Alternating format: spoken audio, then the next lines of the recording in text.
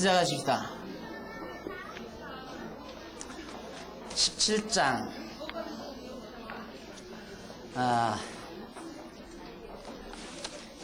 여러분들이 가지고 계시는 교재는 107페이지 중간쯤 보시면 됩니다. 한쪽 가로 3번 열국 통치언약.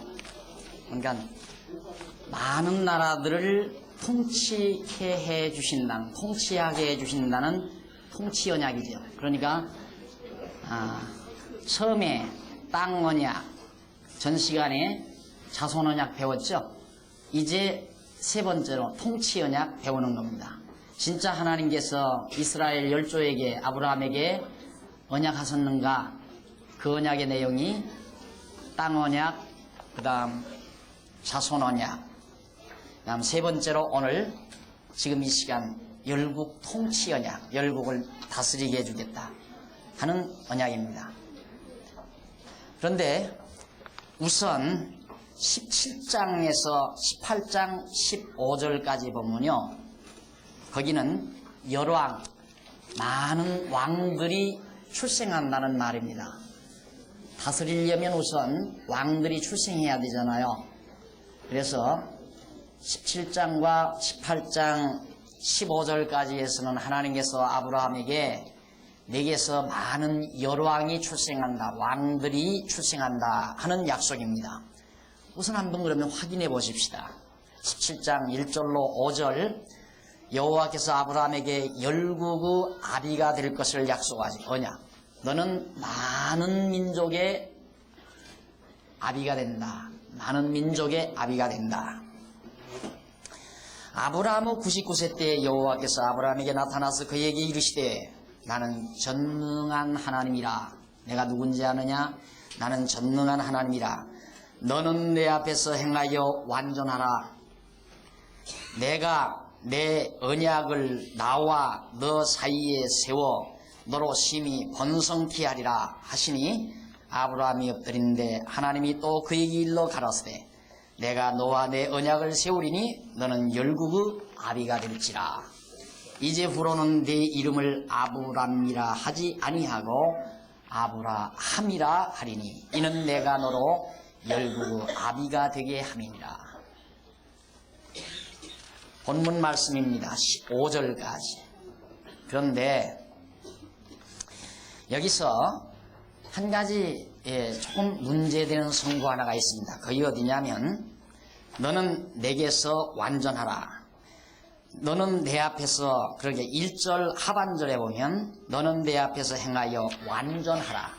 이것 때문에 많은 주경학자들이 실수를 범하는 경우입니다. 봐라, 아브라함대로 완전하게 행하라고 그러지 않느냐. 죄 없이 깨끗하게 완전하게 살으라고 그랬다. 그래야 너에게 복을 주어서 내 자손이 번창하게 해준다. 그런 얘기다. 이런 식으로 이제 이해하기 쉬운 내용입니다. 그렇지만 여기서 완전이라는 말은 어떤 말이냐면, 완전이라는 말은 히브리어 원문으로 탐임이라는 말이에요. 그냥 들어만 두십시오. 탐임이라는 말인데, 이 말은 완성하다, 완전이라는 말보다는 완성, 이런 쪽으로 이해를 하셔야 돼요. 완성, 완전과 완성은 다르잖아요. 너는 완성하라, 이루어라, 그 말입니다. 완성하다, 이루었다, 그런 뜻을 가진 말이 탐임이라는 말입니다. 거기다 하나 그냥 우리말로 탐임이라고 적어 놓으십시오. 누구에게 설명하기 좋게. 그러니까 완전이란 말은 탐임이란 말인데, 그것이 완성하다, 이루다, 이런 뜻이다. 그런데 그런 동사에서 유래한 것으로서 완전이란 말보다는 완성이란 말로, 또한 완성, 이룸이란 말로 우리가 이해를 해야 한다. 따라서 너는 내 앞에서 행하여 완전하라, 이 말은 너는 내 앞에서 행하여 이루라, 그 말이에요. 이루라, 성취하라. 그 말은 뭡니까? 내가 너로 하여금 생육하고 번성하라, 땅을 정복하라 했으니까 그대로 이루라, 그 말이에요. 그대로 언약하신 대로 완성하라, 이루라. 그러니까 전혀 색깔이 다르잖아요. 도덕적으로, 윤리적으로 죄짓지 말고 완전하라, 그런 말이 아니고, 하나님께서 언약하신 그 언약의 말씀대로 너는 이루리라. 이루라, 완성하라, 그런 뜻이란 말입니다. 그래서 하나님께서는 아브라함에게 바로 너 이제 아브람이라 하지 말고 아브라함이라 하라. 바로 아브라함이란 말은 열국의 압이라는 말이죠. 열국의 압이라는 뜻을 지니고 있는 말입니다. 자, 그 다음 이제 넘어가서 6절로 8절에 보면 여호와께서 여러 나라와 여러 왕이 날 것을 언약을 해요. 여기서 구체적으로 내가 너로 심히 번성케 하리니, 그 말이죠. 너는 내가 언약대로 온전히 이루라, 온전히 완전하라, 그 말이 아니고 이루라 그랬다고 그랬죠. 그럼 이루라고 해놓고는 왜 이루라고 그러는가? 당신이 이루어 줄 테니까. 내가 너로 하여금 이렇게 번성하고 많은 나라들이 이루어 주도록 할 테니까 너는 이루라, 그 말입니다. 그러니까 하나님께서 너는 번성하라, 나라들이 내게로 쫓아 일어나며 여러 왕이 내게로 쫓아나리라. 7절 내가 내 언약을 나와 너와 네 대대 후손의 사이에 세워서 영원한 언약을 삼고 너와 네 후손의 하나님이 되리라. 내가 너와 네 후손에게 너의 무거운 이 땅 곧 가나안 일경으로 주어 영원한 기업이 되게 하고 나는 그들의 하나님이 되리라. 하나님이 친히 스스로에게 약속하잖아요. 그러니까 그런 말씀을 하죠.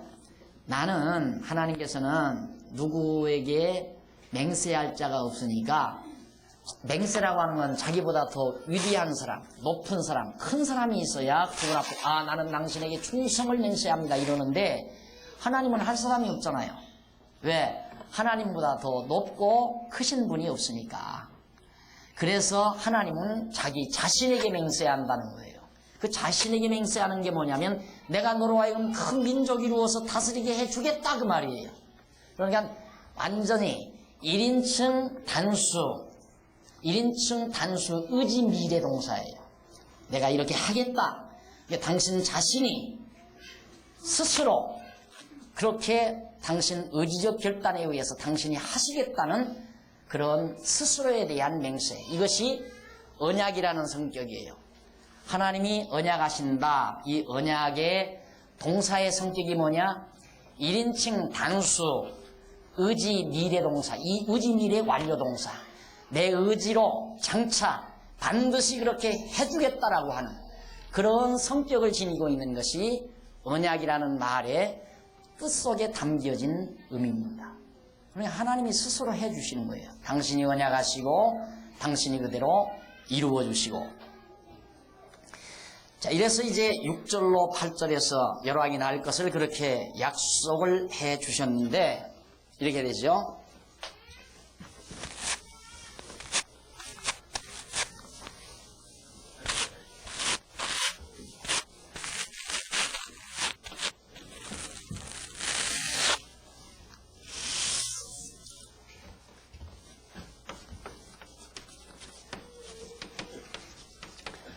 아브라함에게 언약하시고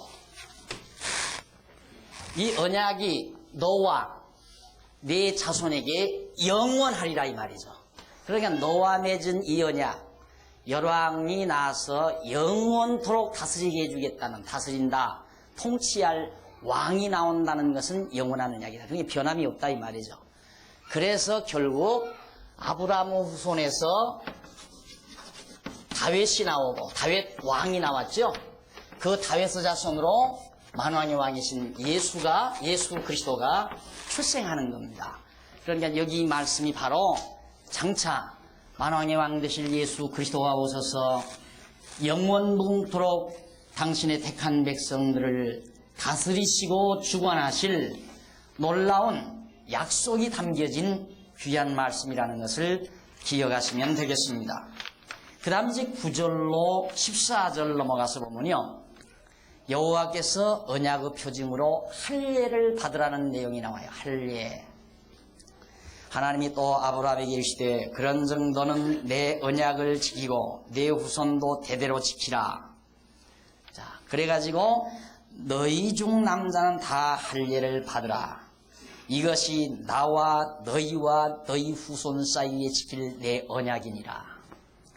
자, 생육하고 번성을 해야 되잖아요. 그러니까 이스라엘 백성들이 생육하고 번성하라 해놓고 거기에 표징을 하나 줘요. 그 표징이 뭐냐면 생육하고 번성하는 것과 밀접한 관계가 있는 것입니다. 생육하고 번성하는 데 있어서 가장 큰 장애가 뭐냐면 성병이죠. 그러니까 할례라고 하는 것은 의학적으로 보면 성병을 예방하기 위한 하나의 의식입니다. 그래서 사내 아이들의 생식이 끝을 자르죠. 요즘에도 엄마들이 자녀들을 낳으면 병원에 데리고 가서 수술을 하잖아요. 아이들 생식기 끝을 수술한단 말입니다. 이스라엘 백성들에게는 그걸 벌써 시켰어요. 우리는 그거 보면 정말 미개했죠. 지금까지도 안 하고 살았댔으니까. 요 근래 와서야 그거 다 엄마들이 깨닫고 다 하잖아요. 이스라엘 백성들은 벌써 몇천 년 전에 다 그거 하나님께서 시켰다 이 말입니다. 이렇게 해서 그 민족들이 다른 민족과는 달리, 다른 민족들은 전부 병 나가지고 일찍 죽고 다 자꾸만 자손들이 번창하지를 않는데 이스라엘 백성만은 할례를 받으니까 번창도 잘하지요. 질병도 없죠. 그러니까 막 이제 출애굽기 가보면 그거 알아요. 출애굽기 가보면 그게 이제 드러나요. 확실하게.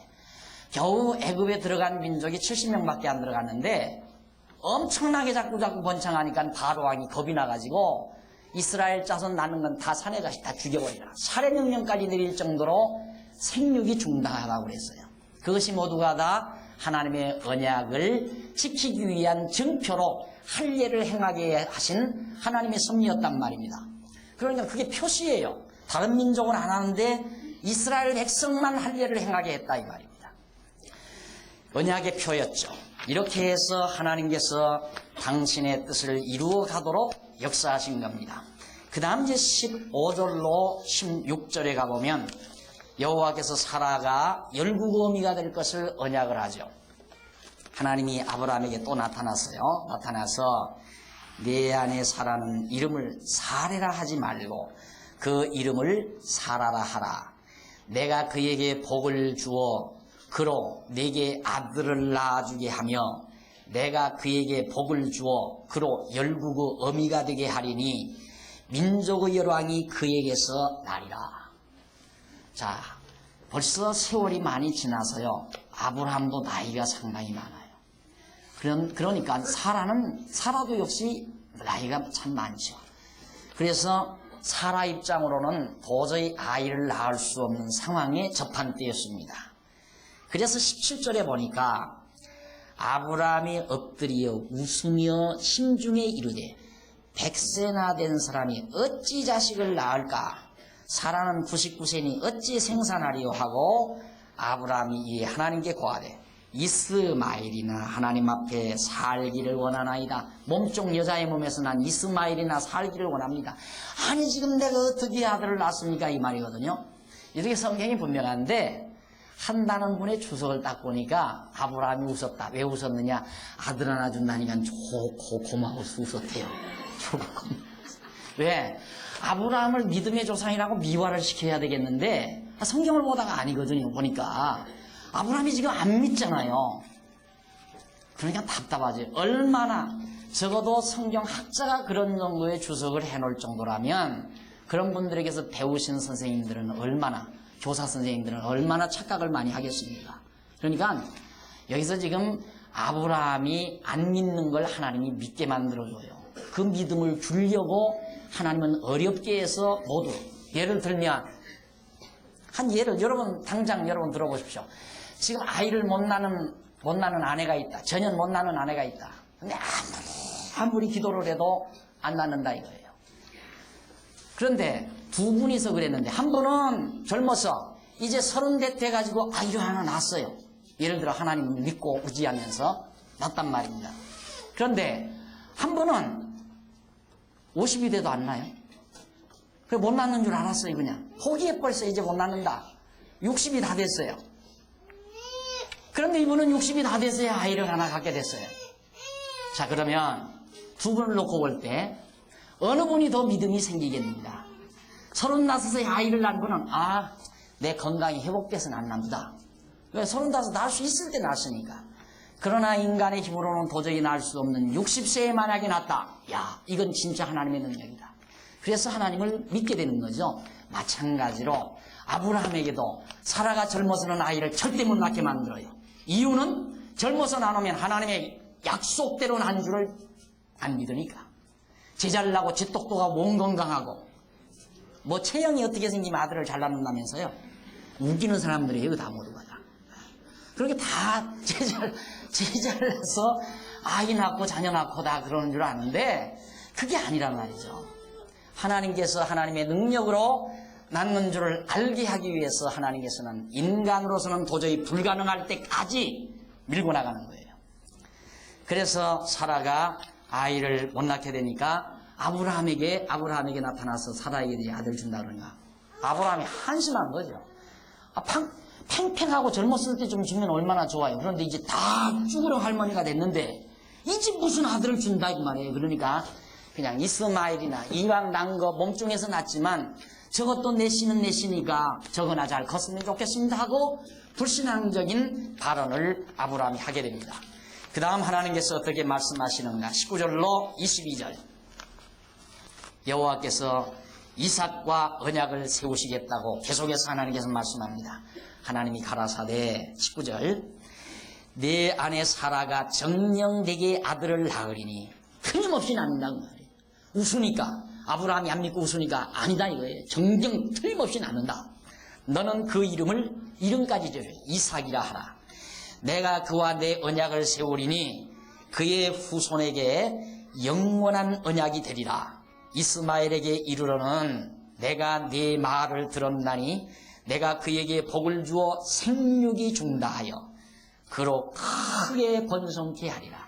이삭으로 하여금 크게 번성케 하리라. 하리라. 그가 12방백을 낳으리니 아들 12를 낳을 것까지다. 이삭이 아들 12방백을 낳을 것까지. 그러면서 내가 그로 큰 나라가 되게 하려니와 내 언약은 내가 명년 이 기한에 사라가 네게 낳을 이삭과 세우리라.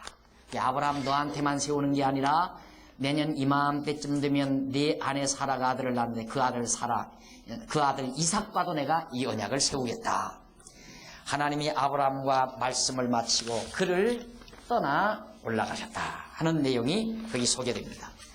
자, 이렇게 하나님께서는 아브라함에게 분명히 아들 이삭을 할머니가 된 사라를 통해서 주시겠다는 언약을 하고 떠나셨는데 23절로 27절 여호와의 명대로 아브라함과 모든 남자가 할례를 받았어요. 하나님께서 할례 받으라 명했잖아요. 그러니까 그 명대로 언약을 잊어버리지 않기 위해서 할례를 받았다 이 말입니다. 그러니까 이렇게 생각하면 됩니다. 다른 지파들은 다른 사람들은 하나도 할례를 안 행하잖아요. 그런데 이스라엘 자손만 할례를 행한단 말입니다. 그러면 아이 이제 난 지 8에 되는 아이를 데리고서 그 아이 8일째 이제 할례를 행하는데, 자, 그 할례를 행하는 모든 사람들이, 모든 백성들이 이거 왜 하는 거야? 왜 아이들이 아프게 왜 뭐 때문에 괴롭게 이 일을 왜 하는 거야? 라고 물었을 때 거기에 대한 해답을 하려면 반드시 무슨 말이 필요하냐면 하나님 여호와가 여차 해서 오늘 우리에게 땅도 주고 자녀도 번창케 해서 큰 민족을 이루게 하신다는 이 약속의 표시로 이걸 하라고 했다. 잊어버리지 않게 하려고.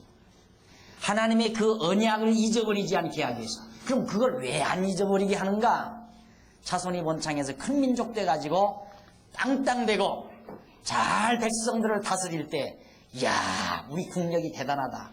자기들 자고하지 않고 과연 하나님이 언약대로 이루어 주셨구나 해서 그 하나님을 알고 그 얘기를 경외하며 찬양하게 하시려고. 그게 목적이에요. 잊어버리면 안 되죠. 하나님의 언약을 잊어버리면, 그걸 잊어버리면 자기가 잘나서 된 줄 알아요. 재수가 좋아서, 운이 좋아서. 자, 아파트 추첨 딱 당첨하다가 어쩐지 어젯밤 꿈이 괜찮더라.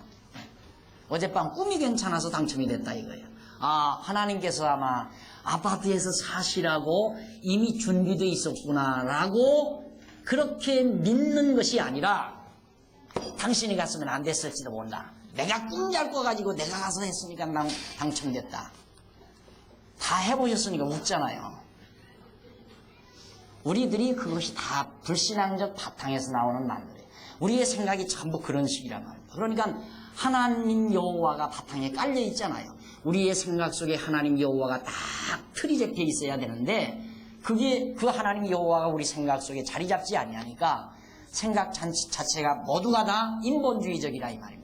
내가 열심히 해야 되고 내가 잘해야 되고 내가 잘못하면 실패하고 내가 재주가 좋아서 내 능력이 좋아서 내가 계획을 잘해서 전부가 다 좋은 것은 자기에게 돌리고 잘못된 것은 당신이 그래서 그렇고 당신 때문에 그렇고 당신이 이래서 그렇고 전부 남에게 다 핑계대버리고 이것이 우리 인간의 어리석은 속성인 것입니다.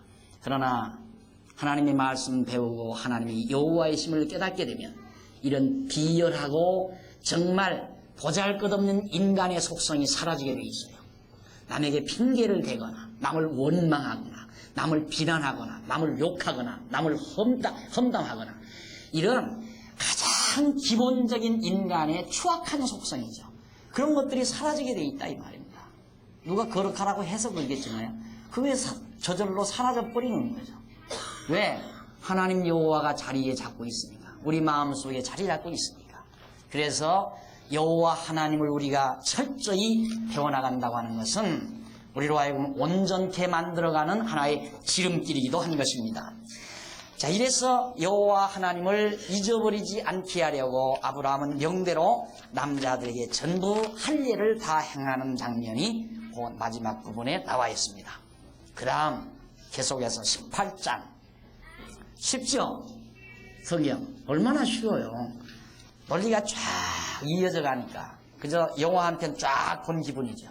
영화 한 편 딱 보고 나면 머리에 쫙 그 스토리가 남아 들어가잖아요. 성경은 그렇게만 알면 돼요. 성경 이 내용을 쫙 듣고 성경 내용의 스토리만 머릿속에 딱 담겨져 있으면 그게 가장 최고의 깊은 진리예요. 그 남는 그것이 가장 큰 깊고 응대한 진리라 말입니다. 그런데 지난날에는 공부를 어떤 방법으로 신학교에서도 시키냐면은 깊은 진리는 어디에 있느냐면 짧은 성경 구절 안에 더 깊은 진리는 단어 속에 있는 줄 알았어요. 단어. 한 단어 속에. 그러니까 나 학교 다닐 때만 해도 신학교에서 한 학기 동안 로마서 1장에 나오는 성결의 영이라는 말이 나와요. 성결의 영으로는 그 말이 나와요. 그 성결의 영이라는 그 단어 하나 가지고 한 학기를 보냈어요. 답답하죠? 답답할 정도가 아니에요. 고맙고 답답한 거지. 세상에 성결의 영이라는 단어 하나 가지고 한 학기를 공부시킨다 이 말이에요. 그게 깊은 진리라는 거. 그것이. 근데 깊은 진리란 방대한 내용 속에 들어있는 거예요. 큰 내용 속에. 그러니까 구약의 최대의 깊은 진리는 뭔가? 구약의 주제 하나님 여호와. 이것이 구약 성경이 말하고자 하는 최대의 진리예요. 가장 깊은 진리고. 그건 나오면 된다고 했잖아요. 그러니까 앞으로 7년 공부하고서 마지막 여러분의 머릿속에 다 기억이 안 나도 하나님은 여호와이시다. 왜냐하면 예수가 그리스도이시기 때문에 그 한 가지만 정확하게 여러분의 머릿속에 딱 구슬알처럼 남아 떨어지면 예약점, 그것도 보통 예약점이 아니라 플러스 예약점. 쉽죠? 답다 가르쳐주고 공부하는데 그걸 못하는 사람이 어디 있어요?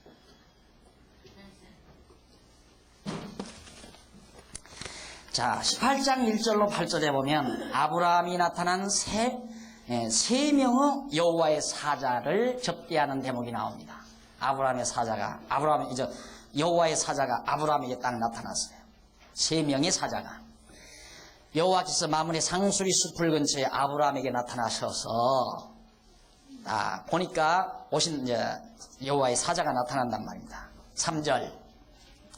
아브라함이 이제 장막문에서 일어나서 몸을 굽혀 절을 하니까 3절 가로되 절을 하면서 아브라함이 그렇게 말합니다. 내 주여 내가 주께 은혜를 입었사오면 원컨대 종을 떠나가지 마옵시고 물을 조금 가져오게 하사 당신들의 발을 씻으시고 나무 아래서 쉬소서. 그 말이에요. 나무 아래서 좀 쉬셨다 가시면 좋겠습니다. 당신들이 나에게 은혜를 베푸신다면 그런 뜻이죠. 그래가지고 그 하나님의 종 세 사람을 영접해 드렸습니다. 그래서 음식을 만들어서 그를 대접해서 이제 보내려고 하는데 9절 넘어가십시오. 18장 9절로 15절에 보면 여호와께서 사라에게 아들이 있을 것을 다시 언약을 해요. 9절 그들이 아브라함에게 이르되 새 사자가 아브라함에게 이르되 내 아내 사라가 어디 있느냐 대답하되 장막에 있나이다. 10절 그가 가라사대 때 기한이 이를 때 내가 정령 내게로 돌아오리니 내 아내 사라에게 아들이 있으리라 하시니 두 번 다시 또 하죠. 아브라함이 안 믿어도 믿지 않아도 하나님의 언약은 이루어진다 안 이루어진다? 네. 아시겠죠? 분명하죠? 사라가 지금 아브라함이 안 믿어도 하나님의 언약은 반드시 이루어진다 그 말이에요. 그러면 우리가 천국 가는 것이 이건 조금 어려워요. 조금 이따 나중에 조금 더 공부하고. 자, 아브라함이 안 믿었는데도 하나님의 언약은 빈틈없이 이루어진다. 이것을 재확인시켜요. 11절 아브라함과 사라가 나이 많아 늙었고 사라의 경수는 끊어졌는지라 사라가 속으로 웃고 이르되 내가 노쇠하였고 내 주인도 늙었으니 내게 어찌 낙이 있으리요. 여기서 속으로 또 웃었다고 그래서 여기도 이것도 똑같은 해석이에요. 유명한 주석가가 그것도 보수주의 주석가가 아들 준다니까 늙은 할머니가 좋아서 웃었다는 거예요. 기가 막혀서 웃은 거예요. 아니 내가 어떻게 아들을 낳느냐 이 말이에요. 이미 경수도 다 끊어졌는데 불가능하지 않느냐. 그런데 무슨 하나 아들이 내게서 나오느냐. 그래서 비수하는 웃음이란 말입니다. 사실은 불신앙적 웃음이죠. 그러니까 여호와께서 13절 아브라함에게 이르실 때 당연히 할 얘기 아니에요. 사라가 왜 웃으며 이르기를 내가 늙었거늘 어떻게 아들을 낳으리오 하느냐. 왜 저렇게 사라가 자꾸만 웃으면서 안 믿느냐 그 말이에요. 그러니까 여호와께 능치 못한 일이 있겠느냐. 기한이 이를 때에 내가 내게로 돌아오리니 사라에게 아들이 있으리라. 사라가 두려워서 승인치 아니하며 가로되 내가 웃지 아니하였나이다. 가라사대 아니라 내가 웃었느니라. 나 안 웃었습니다. 무슨 소리냐? 내가 다 안다. 웃은지 안다. 그런 뜻이죠. 자, 이렇게 해서 사라도 안 믿고 아브라함도 안 믿었어요. 그런데 실제 그런 일이 많죠. 아이 낳지 못하는 분들이 요즘에는 많이 있잖아요. 많이 있는데 아이 낳지 못하는 분에게 새벽기도 열심히 하고 100일 기도 작정해서 기도하면 하나님이 아들 낳게 해준다 이거죠. 그래가지고 열심히 아들 낳기를 위해서 기도하러 다니는 것 많죠. 그것도 남편은 사우디로 돈 벌러 갔는데 왜 이렇게 웃음이 늦어요? 그렇게 머리 회전이 자꾸 늦다는 얘기거든요. 참 답답한 일 아닙니까? 얼마나 답답한 일입니까? 왜? 봐라! 사라도 아들 낳았다 이게 사라도. 이게 사라도 못 낳는 사라가 여기 보십시오. 기도해서 낳았어요? 사라가 하나님 나 아들 하나 낳아야 되겠습니다. 저 하갈이라는 저 여자가 아들 하나 갖고 저렇게 자꾸만 목에 힘주고 나를 괴롭히니까 나는 둘쯤은 낳아야 되겠습니다. 그리고 목매달고 새벽기도하고 철야기도하고 금식기도하고 아니라 말입니다. 도리어 낳아준다고 약속을 하는데도 아이고 아브라함은 이스마엘이나 잘 키워주세요. 더는 그만두고 그거고 사라는 웃어버렸고 무슨 아이를 낳느냐고 지금 이 나이에. 에? 나를 들어 권사님들이 에이 지금 하나 나를 아들 낳을 테니까 이거는 좀 키워주세요. 봐요 여러분들도 웃잖아요. 바로 그런 웃음이란 말입니다. 말도 안 되는 얘기지요. 말도 안 되는 얘기. 예. 그런데 기도만 하면 아들 낳는다는 거예요. 경기노회 목사님들하고 한번 싸움할 때도 경찰서에 가서 한 얘기예요. 내가 그 경찰서 조사하는 경찰들한테 이 목사 양반들은 애기 못 낳는 여자도 기도하면 애기 낳을 수 있다고 가르치는 사람들이라고 이 사람들이. 그랬더니 막 얼굴이 황당무가 되고 이 사람 창피하니까 자기들도.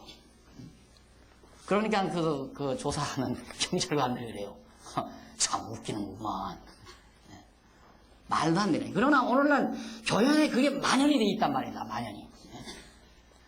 아브라함에게 이미 자손 줄 것은 하나님이 이미 공부해왔지만은 영원전에 다 작정돼 있어요. 창세전에 다 작정해서 작정대로 하나님께서 이끌어가는 거란 말이야. 영원전에 작정하셨으니까 작정된 것을 언약하죠. 작정된 것이 언약을 하지 작정을 안 했는데 어떻게 언약을 하겠어요? 내 마음속에 내일은 누구를 만나야 되겠다. 그렇게 작정을 해야 전화를 걸어서 내일 만나십시다 하고 약속을 하잖아요. 당연한 거예요. 이게 하나님께서 창세전 영원 안에서 다 모든 만사 작정하셨기 때문에 작정대로 하시겠다는 언약을 하시는 거란 말입니다. 아브라함에게는 이미 아들 주기로 언약이 돼 있으니까 아들을 낳지만은 하나님께서 창세전에 나를 아들 줄지 안 줄지를 어떻게 하느냐 이 말입니다. 우리는 모르잖아요. 근데 기도한다고 돼요 그게? 기도한다고 되는 게 아니란 말입니다. 작정된 것은 기도 안 해도? 에? 그 말은 대답 잘 안 하네. 하나님의 작정에서 언약한 것은 기도한다고 되는 게 아니에요. 안 해도 돼요. 안 해도. 그러니까 그러면 기도할 필요 없네? 맞아요. 기도할 필요 없는 거예요. 무슨 기도? 자기 욕심대로 구하는 기도는 할 필요가 없는 거예요. 왜? 되는 게 아니니까. 그럼 우리는 무슨 기도해야 되는가? 하나님 약속했으니까 약속대로 이루어 주십시오. 그 기도예요. 우리가 하는 기도는. 왜 준다고 해놓고 안 줍니까? 이 말이에요. 그럼 누가 져요? 하나님이 지게 돼 있어요. 반드시 이루어지게 돼 있어요. 우리 기독교 기도는. 우리 기독교 안에서 드리는 기도는 반드시 이루어지지, 어떤 건 이루어지고 어떤 건 철야 기도하면 이루어지고 어떤 건 금식까지 해야 이루어지고 그런 게 아니에요. 헛수고 많이 하셨죠? 정말 얼마나 힘드셨어요 여러분. 정말 얼마나 힘들었어요. 남편 눈치 보랴 새벽에 그냥 새벽기도 나가려고 보면 그냥 눈이 옆으로 돌아가죠. 남편 깨나 보면 나가려니까 살살 도둑질하러 나가는 거죠. 그러니 그 조마조마한 마음에 생명이 감소되는 거예요 여러분. 예? 조마조마한 마음은. 평안한 마음은 생명을 연장시키지만 그냥 들킬까 조마조마, 큰 소리 나올까 조마조마. 그러니까 아이들 말입니다. 공부 못했다고 욱박지르기 시작하면 그 아이는 너는 대학 떨어져라, 너는 병신되라, 너는 이제 공부 못해라 계속 쪼아대는 거나 똑같아요. 왜? 또 너는 어떡하나 조마조마 조아심, 그거 자체가 계속해서 이 뇌파를 죽여나가는 거예요. 아이를 편안하고 즐겁게 기쁘게 사랑으로 감싸주고 위로해주고, 설령 성적이 떨어졌어도 야 너라구나 괜찮아 이렇게 해서 아주 힘을 팍 돋궈줘야 아이가 제 스스로가 떨어지고 싶은 놈이 어디 계세요? 이번엔 안 떨어진다 하고 해나가는 거죠. 그러니까 여러분 정말 하나님 앞에서 신앙생활은 편안하게 해야 되는 겁니다. 편안하게. 얼마나 편안해. 하나님이 약속해 준 것만 구하면 돼요. 다 이루어지니까. 하나님이 약속한 것만 가지고도 감당할 수 없는 은혜라 말입니다. 어떤 약속인데? 우리 영원한 하나님 나라 이미 보내주기로 다 약속한 거예요. 그래서 우리들은 뭘 구하라고 그랬어요? 너희는 먼저 잘 연결되죠? 어떻게 박목사는 잘 연결할까? 내가 잘 연결하는 게 아니라 성경이 그렇게 잘 연결이 돼 있어요.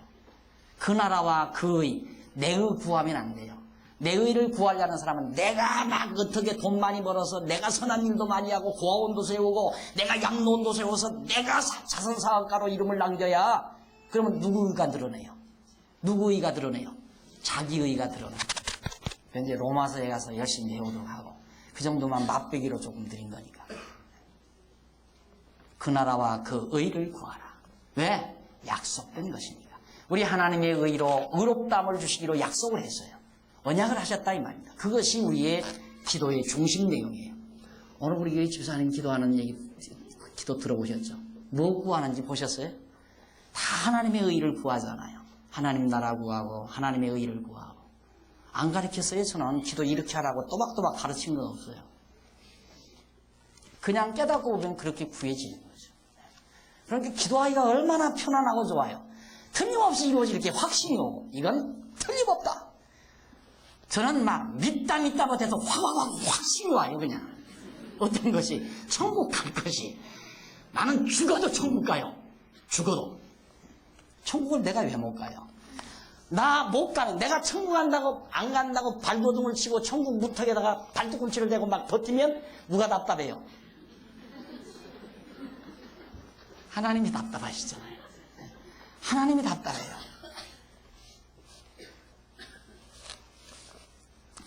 18장 16절로 그 이하 19장까지 거기는 바로 소돔성에 대한 심판이 시작이 됩니다. 자, 보십시오. 조카 롯이 이쪽으로 갔죠? 아브라함이 이쪽으로 오고 가나안 땅 택하고 여기에 심판이 이루어질 줄이야 누가 알았습니까? 이쪽이 살기 좋은 곳이었어요. 참으로 아름다운 곳이었고요. 하나님의 심판은 이쪽에 임합니다. 여기 아차 하잖아요. 야, 하마터면 아브라함 죽을 뻔하구나. 죽을 뻔하는 게 아니에요. 안 죽여요. 하나님이. 안 죽이려니까 그쪽으로 안 보내죠. 그런데 우리들더러 어떤 거 택할래? 왜 서울역에 가면 이렇게 돌려놓고 탁 하는 거 있잖아요. 여기서 잘못 짚었다가는 5만 원 날아가는 거예요. 이걸 우리들 하라면 이 스트레스가 얼마예요? 걱정하지 말아요. 내버려둬요. 내버려둬도 틀림없이 하나님이 나를 구원하는 쪽으로 인도하게 돼 있다 이 말이에요. 불로 멸망당하는 쪽으로 나를 인도하는 게 아니라 뭐 이치적으로 생각해 보세요. 조카예요? 어린 거란 말입니다. 그러면 조카 롯이 나 이쪽으로 가래. 까불지 마 임마. 내가 너 데리고 왔잖아. 너 이쪽에 있어. 난 이쪽으로 갈게. 얼마든지 그럴 수 있잖아요. 이쪽이 훨씬 좋은데. 그런데 어떻게 아브라함 머릿속에 네가 우하면 나는 좋아하고 네가 좋아하면 나는 우하겠다. 이 말이 왜? 나는 되는 대로 살겠다 그 말이에요. 나는 되는 대로. 그게 되는 대로가 아니죠. 정확하게 말하면 되어지게 하시는 대로 나는 살겠다 그 말이에요. 삶의 비결 배우셨죠? 이것이 성공적인 삶의 원칙입니다. 되어지게 하시는 대로 사는 것. 그러니까 범사 감사가 나오죠. 되어지게 그냥 되는 대로 살지 말고 되어지게 하시는 대로. 하나님이 되어지게 하시는 대로 모든 범사에 감사하며 사는 것. 이것이 하나님을 여호와로 믿고 사는 신앙생활이라는 뜻입니다. 자, 16절 한 절 보면 아브라함이 소돔으로 향하는 세 사람을 전송을 하죠. 전송을 하는데 17절 이하 21절까지 보면 여호와께서 소돔성의 일을 아브라함에게 알게 해줍니다. 아브라함한테 야, 내가 저놈의 소돔성 다 진멸하겠다. 그러니까 아브라함이 어떻게 해요? 아유, 저 진멸하면 어떡합니까? 하나님, 저 만약에 소돔성에 의인이 좀 있다면 어떻게 하실랍니까? 그래서 의인 50명이 있으면 40명이 있으면 30명, 10명, 20명, 10명 뭐 해가지고 하니까 그래 의인이 있으면 내가 멸망 안 시키겠다 이 말이에요. 의인 10사람만 있어도 난 멸망 안 시키겠다. 그러면 여기서 이제 여러분들이 이제 성경 해석 해보세요. 여기 이제 소돔성에 의인이 있을 수 있어요 없어요? 잘하시네. 있을 수가 없는 곳이에요. 거기는 의인이 누군데? 하나님을 여호와로 믿는 그 믿음을 의로정하신 의인인데 언약자손이나 의인이지 언약자손이 아닌데 어떻게 의인이에요? 그런데 요즘 뭐라고 봉사도 의인 10사람만 있어도 한국 망하지 않는다. 의인 10사람만 있어도 서울도성 망하지 않는다 해가지고 우리 의인을 찾자 해가지고 막 설치잖아요. 그러니 거기에 이제 막 반하는 거지 사람들. 야, 나는 의인 축에 들어갈까 안 들어갈까. 소돔성은 의인 10사람 아니라 한 사람도 없어요. 한 사람도. 롯도 아브라함의 조카 롯도 사실은 선택받은 자가 아니잖아요. 아브라함만 오직 선택받은 자죠. 그러니까 의인이 없으니까 멸망당하는 거예요. 의인이 있는 곳은 망하지 않습니다. 하나님의 택함 받은 백성이 있는 곳은 멸망하지 않는다 이 말이에요. 절대. 생각해 보십시오. 김영삼 대통령 맏아들이 평양에 가서 지금 딱 붙들려 있는데 거기다 미사일 던지겠어요? 안 던지잖아요. 김정일이 이뻐서 안 던지는 게 아니잖아요. 누구 때문에? 당신 아들 때문에 안 던지게 한다 이 말이에요. 그와 마찬가지로 하나님께서 우리 선택한 백성입니다. 우리 영원한 천국 가서 하나님의 백성으로 살 사람들인데 우리 망하게 안 한다 이 말이에요. 절대로. 절대로 망하게 안 해요. 이게 믿어져야 편안함이 오잖아요. 안 망한다. 고집이 아니에요. 이건 믿음이에요. 이건 구체적인 성경 진리 논리 체계에서 나오는 거예요. 고집은 논리가 없는 자기 기만이에요. 그걸 고집이라고 해요. 그러나 신앙은 구체적인 논리를 바탕으로 한 확증에서 나오는 거예요. 그게 신앙이고요. 빨리빨리 받았어요. 그런 거. 신앙은 분명한 논리체계에 의한 확증에서 나오는 것이 신앙이고, 고집은 논리가 없는 자기 기만에서 나오는 것이다. 그것이 고집이에요. 22절로 23절 소돔성에 대한 용서를 33절까지 10사람이 줄어들 때까지 계속해서 사자들에게 구했는데 사자의 답은 여전했습니다. 10사람만 있어도 멸망을 안 시키겠다 하는 일. 넘어갑니다. 19장 1절로 3절 소돔성에 온 두 천사를 롯이 영접하고 음식을 대접하는 내용이 나옵니다. 드디어 이 소돔성에 천사들이 왔어요. 도착을 했어요. 어디에? 롯이 살고 있는 도성에.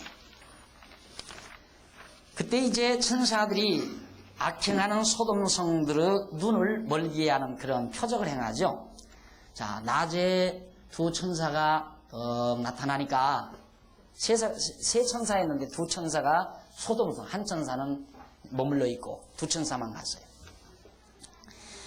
갔는데 소돔성 사람들이 다 봤단 말입니다. 그러니까 너무너무 멋있는 거예요. 그러니까 어둑어둑해지니까 소돔성중 사람들이 낮에 들어간 사람 내놓으라 이거야. 우리 그 사람들하고 즐기겠다. 이래가지고 난리를 치니까 결국 어떤 결과가 왔느냐면 천사들이 나가서 소돔성중 사람들의 눈을 다 멀게 해버렸어요. 그러니까 다 풍지박산 도망가 버리고 말았죠. 자, 이런 역사가 이제 4절로 11절까지 나타나 있고요. 그 다음 12절로 22절까지 보면 롯이 천사들의 말을 듣고 가족을 소알로 피난을 시킵니다. 자, 여기 이제 소돔에 롯이 살고 있었는데 롯에게 천사가 야, 여기 유황불 쏟아진다. 그러니까 너는 네 아내와 네 딸들과 사위들을 데리고 가라고 말해요. 그런데 롯이 떠나려고 했는데 아내가 같이 따라가다가 뒤로 돌아보고요. 사위들은 아예 안 따라갔고요. 조용하고 우긴다. 사위들은 이제 약혼 남자나 같은데 사위들인데 안 따라갔어요. 이게 딸들하고 롯하고 세 식구만 간 거고 롯의 아내는 가다가 뒤돌아보고서 소금기둥이 돼서 죽어버리고 말았단 말입니다. 이런 역사가 바로 12절로 22절에 나타나는 겁니다. 조그마한 도성 소알이라는 도성이 요 부근에 있었어요. 조그마한 도성. 바로 소돔성 바로 옆에 글로로 도망을 쳤단 말입니다. 그때 이제 23절로 29절에 보면 소돔성이 유황불로 망하고 롯과 두 딸은 구출이 되는 그런 장면. 아까 말씀드렸죠? 이건 여러분들이 많이 들은 얘기니까. 뒤돌아보지 말아라. 교회 나오다가 뒤돌아보지 말아라. 예수 믿다가 뒤로 돌아가지 말아라. 소금기둥 된다.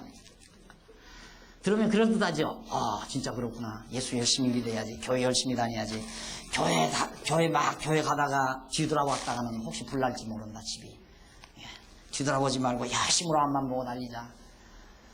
그러니까 성경을 보시는 분들이, 성경을 이제 가르치시는 분들이 무슨 전제를 마음속에 가지고 있느냐면 이 성경이 우리에게 어떻게 하라고 가르치고 있는가. 그런 전제를 가지고 성경을 대하게 돼요. 그러니까 성경이 우리에게 어떻게 하라고. 그러니까 요즘 큐티라고 하는 거 많이 하죠. 그 큐티가 뭔가 성경을 몇 사람이 둘러앉아서 읽어요. 읽고서는 오늘 이 말씀이 내게 뭐라고 말씀하시는가. 그걸 듣자 이거죠. 그러니 그런 신앙생활 했다가는 사람 망쳐요. 알딸해지고요. 정상적인 사람이 못 돼요. 그런 식으로 신앙생활하면. 성경은 하나님이 오늘 나에게 무엇을 하라고 가르치는 말씀이 아니라 하나님이 당신이 나는 이런 자라고 우리에게 보여주시는 말씀이에요. 성경은 나는 이런 자다라는 걸 가르쳐 주시는 말씀이란 말입니다. 우리들로 하여금 뭘 어떻게 살라고 가르쳐 주는 것이 아니라. 그러니까 여기서도 지금 소돔 고모라 성 망할 때 롯의 처가 소금 기둥이 돼서 죽어버리고 롯이 두 딸을 데리고 소알로 가서 산 언덕에 머물러 있다가 산촌에 머물러 있다가 딸들이 가만히 생각하니까 큰일 났거든요. 완전히 소돔 고모라 성은 다 불타버렸죠. 망했죠. 그리고 자기 신랑감들은 따라오지 않았죠. 남자라고는 아버지 혼자 있죠. 둘이서 상의를 한 거예요. 이걸 어떻게 하면 좋으냐. 큰일 났다. 될 수 있어. 아빠 술 먹이는 수밖에 없어. 그래놓고는 자기 아버지를 술 몽땅 먹여놓고 두 딸이서 서로 교대해서 서로 관계를 가지게 된 거예요. 그래서 나오는 것이 모압과 암몬.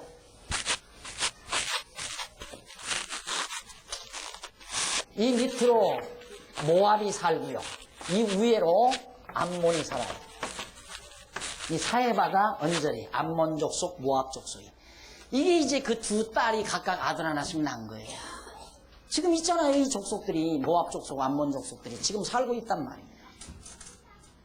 그런데 이 족속들이 지금 살고 있는데 소돔 고모라 성은 안 믿으려고 그래요.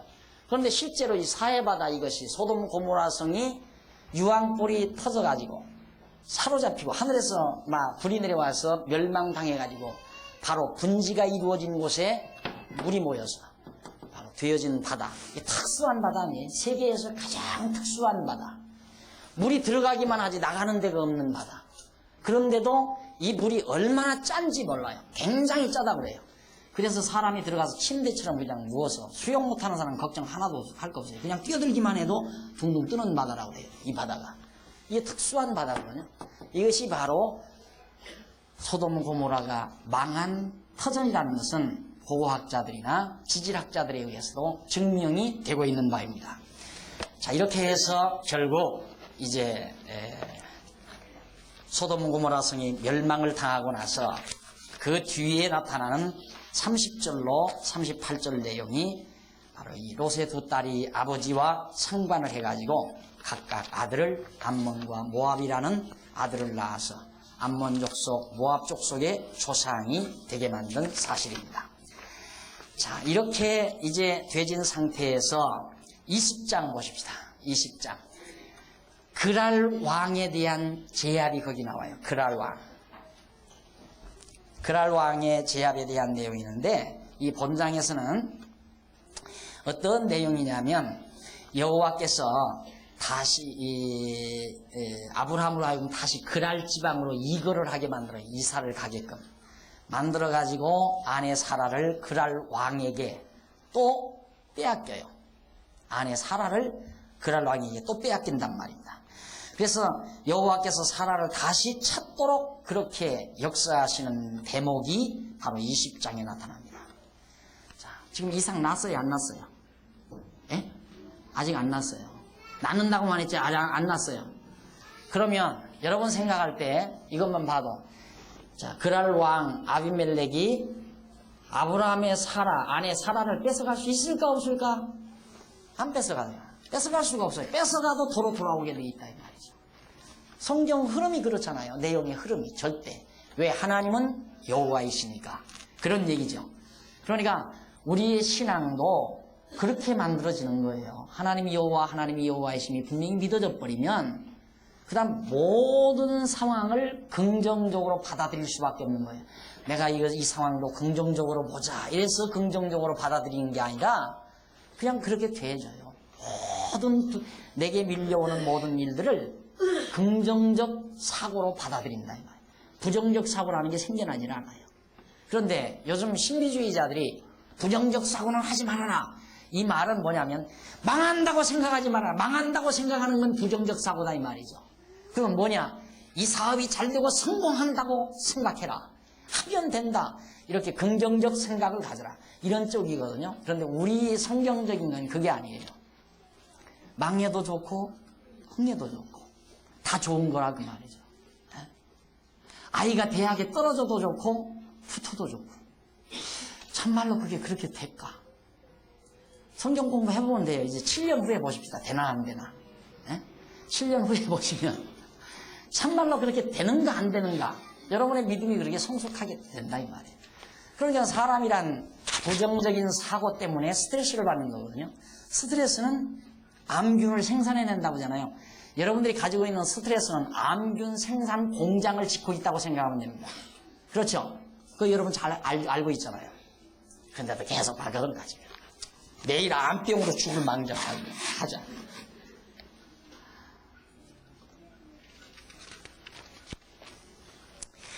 자, 20장 1절로 3절에 보면 하나님께서 사라를 아내로 취한 그랄 왕을 저주하지요. 아브라함이 거기서 남방으로 이사하여 여기서 이렇게 남방으로 그랄이라는 곳이 애굽 언저리입니다. 애굽 영역에 속하는 거예요. 남쪽으로 이거해가지고 갔는데 가데스와 술 사이 그랄에 우거하며 그 안에 사라를 자기 누이라 하였으므로 역시 뺏어갈까 봐서 그래. 이제 자기 죽일까 봐서. 이런 비겁한 남자하고 어떻게 살았나 몰라요. 그랄 왕 아비멜렉이 보내어 사라를 취하였더니 그 밤에 하나님이 아비멜렉에게 현몽하시고 그에게 이르시되 네가 취한 이 여인을 인하여 죽으리니 그가 나무 아내이니라. 거짓말한 아브라함에게는 안 나타나고 거짓말을 해서 쏘가가지고 사라를 아내로 취해들여간 아비멜렉에게 하나님께 나타나서 그를 책망한단 말입니다. 우리가 이치적으로 생각하면 거짓말한 아브라함에게 먼저 나타나서 야 임마 아직도 너 나 못 믿느냐? 왜 거짓말을 해? 사실대로 말해. 사실대로. 어떻게 믿는 사람이 그렇게 거짓말을 할 수 있느냐? 하고 책망을 했어야 마땅한데 하나님은 죽어도 아브라함에게는 책망 안 했어요. 안 하고는 도리어 썩은 아비멜렉이 나타나도 너 죽는다. 왜냐하면 너 남의 아내들이 왔기 때문에 죽는다. 그러니까 4절 5절 그랄 왕이 하나님께 자기의 실수에 대해서 변명할 수밖에 없죠. 당연히 변명이 나갈 거 아니에요. 나 몰랐습니다 그 말이죠. 아비멜렉이 그 여인을 가까이 아니한 거로 그가 대답하되 주여 주께서 의로운 백성도 멸하시나이까. 어떻게 주께서 하나님이 의로운 백성도 멸하는 건 법이 있습니까? 나는 아무 죄 없습니다. 나는 아직 저 여자 범한 적도 없고 저 사람이 자기 누이라고 해서 나 데려다만 놨는데 나를 왜 죽입니까? 이 말이죠. 그가 나더러 이는데 누이라고 하지 아니하였나이까. 저 사람이 누이라고 해서 내가 데려왔는데. 그러면서 그 여인도 그는 내 오랍이라 하였고 그 여자도 거짓말하고 아브라함도 거짓말을 했습니다. 나는 온전한 마음으로 깨끗한 손으로 이렇게 했습니다. 나를 왜 죽입니까? 하고 대들잖아요. 당연하지요. 나 같아도 그랬을 것 같아요. 나 같아도. 그래서 이렇게 변명을 하고 나오니까 6절로 7절 하나님께서 그랄 왕에게 하는 말이 있습니다. 용서해줘요. 용서해줄 것을 약속해 줍니다. 하나님이 꿈에 또 그에게 이르시되 내가 온전한 마음으로 이렇게 한 줄을 나도 알았으므로 너를 막아 네게 범죄하지 않게 하였나니. 자, 범죄하지 않게 하는 분도 누가? 하나님이 하시죠. 그러니까 범죄하게 하는 거나 안 하게 하는 거나 사람들이 그렇게 생각을 하거든요. 하나님이 범죄 않게는 하나님이 하시지만은 범죄하게는 하나님이 하신다 안 하신다? 여러분은 그렇게 얘기지만 다른 사람은 그렇게 얘기 안 한다니까. 하나님은 범죄하게는 할 수가 없다. 안 하게는 해도. 근데 여러분 국어공부 국민학교 4학년 국민학교 괜찮은 데만 나와서 다 알아요. 3, 4학년만 나와서. 그게 말이 돼요? 하나님이 범죄하지 않게는 하시는데 하게는 안 하신다. 않게 한다는 말과 하게 한다는 말이 어떻게 달라요? 그 똑똑한 1학년짜리한테 물어봐도 같은 말이에요. 이제야 안 해. 맞아요. 그러니까 아까 대답을 하셔야지 왜 이제야 대답을 해야 돼. 근데 사람들이 다 그렇게 생각을 한다고 말이에요. 그러니 성경이 풀려나가겠어요? 여러분 오늘 여러분 강도질 안 했잖아요. 내가 안 한 거죠? 아니에요. 하나님이 안 하게 하신 거예요. 내가 언젠가 말씀드렸나? 여러분 우리 감동할 게 너무너무 많아요. 만약에 하나님이 나로 하여금 강도 절도질을 하게 했다. 서구랑 차고 지금 감옥에 끌려간다. 남편 울고 아내 울고 남편 울고 자녀들 울고 집안 망신 자기 망신 무슨 꼴입니까? 하나님께서 그걸 나로 하여금 안 하게 하소서. 오늘 수고랑차고 감옥에 안 끌려가게 하신 분이 하나님이란 말입니다. 그게 하나님이라는 게 믿어지면 감동할 수밖에 없죠. 근데 우리 그렇게 안 믿는단 말입니다. 자, 이래서 결국 하나님께서는 그랄 왕 내가 그래서 너로 하여금 범죄하지 않게 해주셨다. 그 다음 8절로 10절 그랄 왕이 아브라함이 거짓으로 말하는 것을 책망을 하죠. 당연하죠. 그랄 왕이 너 왜 나한테 거짓말해? 한마디면 나 죽을 뻔 알았다 그 말이에요. 아비멜렉이 그 아침에 일찍 일어나 모든 신복들을 불러서 다 말하여 들리매 그 사람들이 심히 두려워하더라. 야, 저 아브라함 저 대단한 사람이로구나. 하나님 역사도 참 묘하죠. 그러니까 이 시대에 자칫 어디 잘못 어느 지역에 잘못 가면 그냥 몽둥이로 맞아 죽는 시대예요. 하나님께서 아브라함을 두렵게 만드시는 역사. 왜? 언약 자손을 보호하시려고 지켜주시려고 그랬고. 자, 이렇게 해서 결국 이 아비멜렉이 그렇게 말합니다. 9절 아비멜렉이 아브라함을 불러서 그에게 이르되 네가 어찌하여 우리에게 이렇게 이리 하느냐? 내가 무슨 죄를 내게 범하였건데 네가 나와 내 나라로 큰 죄에 빠질 뻔하게 하였느냐? 네가 합당치 않은 일을 내게 행하였더라 하고 아비멜렉이 또 아브라함에게 이르되 네가 무슨 의견으로 이렇게 하였느냐? 대가 그 말이야. 너 무슨 목적이냐? 11절로 13절 아브라함이 그랄 왕에게 거짓말을 한 이유를 해명을 합니다. 그건 이유는 간단해서 너희들이 나 죽일까 봐서 그랬다. 내 아내가 이쁘니까 내 아내 뺏어가기 위해서 나 죽일까 봐서 그랬다. 그러니 분명히 조금 전만 해도 얼마 전만 해도 하나님께서 내년 이맘때에 내 아내 사라의 몸을 통해서 내 유업을 이을 아들 이삭을 주마 이름까지 다 지어줬어요. 다 지어줬어요. 그러면 절대 하나님이 자기들을 보호하고 지켜준다는 게 믿었어야 된대요. 그래도 안 믿잖아요. 불까지 다 보여주고 앞으로 되질 일까지 다 얘기해 주는데 또 안 믿어요. 또. 그래서 14절로 16절 거기 보면 그랄 왕이 아브라함의 말을 듣고 후하게 대해줍니다. 그 말을 듣고야 또 거기서 거짓말하고는 또 부자가 돼요. 또 부자.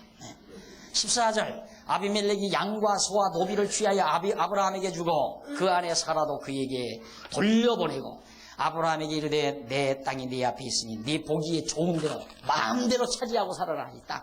그랄 땅. 그러면서 다 허락해 주고 네 오라비에게 주어서 그것으로 너와 함께한 여러 사람 앞에서 네 수치를 풀게 하였느니 네 일이 다 선이 해결되었느냐 하면서 결국 모든 문제가 해결되고 17절로 18절 아브라함의 기도로 그랄 왕의 아내가 생산이 되죠. 저주를 받아서 그랄 왕이 아이를 못 낳게 됐어요. 그래서 아브라함이 그를 위해서 하나님께 기도하니까 그랄 왕에게 내렸던 저주가 멈춰졌습니다. 사랑하는 성도 여러분, 오늘 배우신 하나님, 어떤 하나님인가를 다시 한번 또 확인하셨을 겁니다. 하나님은 언약하시고 언약대로 반드시 이루어 가시는 하나님. 그러기 위해서 그는 언약 자손을 철저히 보호하시고 지키시는 하나님. 이 하나님을 우리가 믿고 있는 겁니다. 또 그런 하나님에게 우리는 선택받은 백성이고요. 이러한 확고한 믿음을 가지고 승리하시는 성도 여러분 되시기를 당부하면서 오늘 강의를 20장까지 마칩니다. 기도하십시다. 전능하신 하나님 아버지, 은혜와 사랑을 감사합니다. 오늘 또 아름다운 시간을 우리에게 허락해 주셔서 진리 안에서 우리가 함께 기쁨을 나누게 하시고 전능하신 하나님이 언약대로 이루시는 여호와임을 다시 한번 확인할 수 있게 하심을 진심으로 감사드립니다. 오늘 우리에게는 영원한 하나님의 나라가 언약이 됐고 죄 많은 우리에게 믿음으로 말미암아 의롭다 해주실 것이 언약이 됐으며 또 이 땅 위에 사는 동안 우리를 통하여 선한 일 예비해 놓고 선한 일꾼으로 쓰실 것도 다 작정해 놓으신 것을 우리들이 믿습니다. 이 신앙을 가지고 우리는 날마다 하루하루 소망과 긍지를 가지고 승리하는 귀한 종들 되도록 주께서 인도해 주시옵소서. 예수님 이름으로 기도드립니다. 아멘. 수고하셨습니다.